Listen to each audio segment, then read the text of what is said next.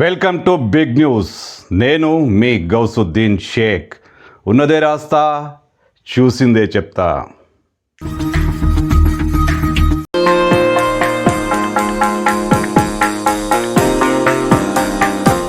Yes, ఎప్పుడెప్పుడా అని అనుకున్నారు, అవుతుందా కాదా అనుకున్నారు, కానీ అయిపోయింది.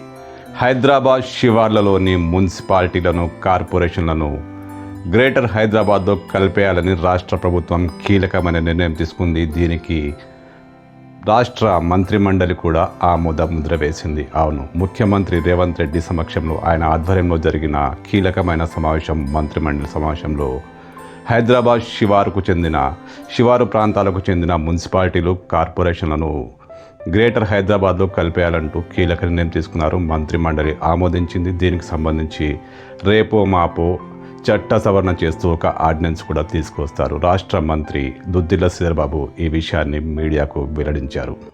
Hyderabad Telangana core urban area పరిధిలో ఉన్న మున్సిపాలిటీలు, కార్పొరేషన్లన్నీ కూడా జిహెచ్ఎంసీలో విలీనం చేయాలని కేబినెట్ నిర్ణయం తీసుకుంది. ఔటర్ రింగ్ రోడ్ లోపల బయట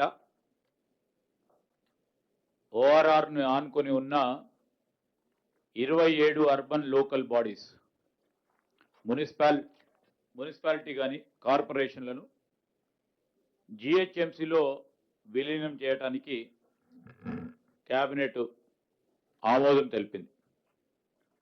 జిహెచ్ఎంసీలో కలపబోయే మున్సిపాలిటీలు, కార్పొరేషన్లు ఏవేవి అన్న విషయాలను ఇక్కడ మీకు వివరిస్తాను.